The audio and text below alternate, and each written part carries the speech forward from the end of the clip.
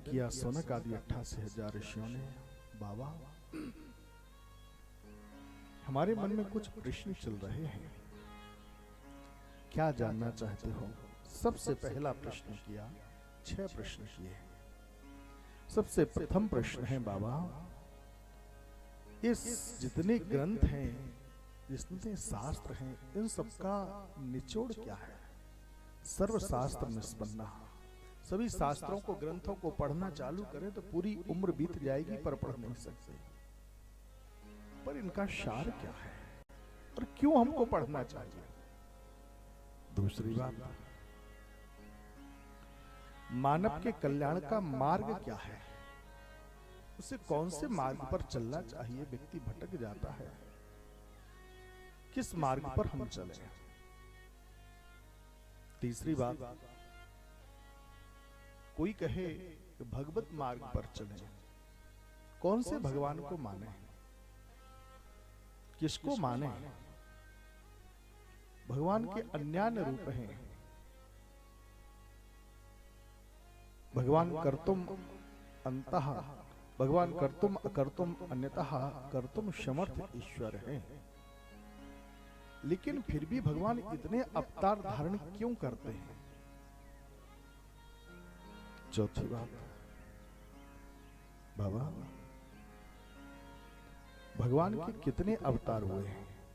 पांचवी बात, भगवान ने कौन कौन सी लीलाएं करी?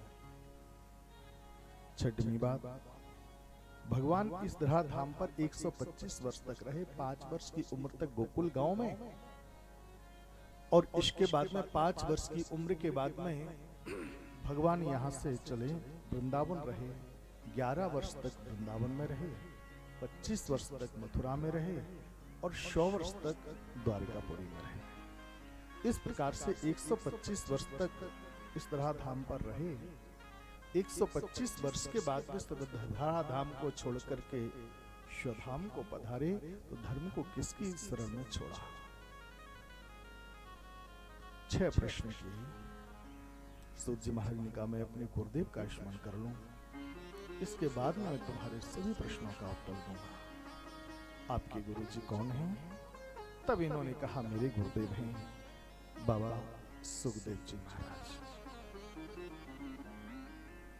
यम प्रव्रजंत मनुपेत मपेत कृत्यम द्वैपायनो विरह कातर आजुहावो।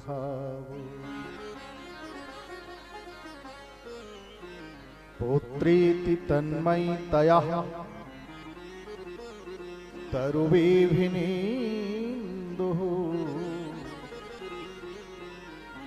तं सर्वभूत हृदयं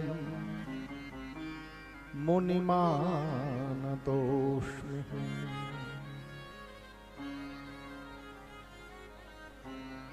कहते हैं सुखदेव जी महाराज के अवतार की लीला अमर कथा में बड़े दिव्य ढंग से बताई।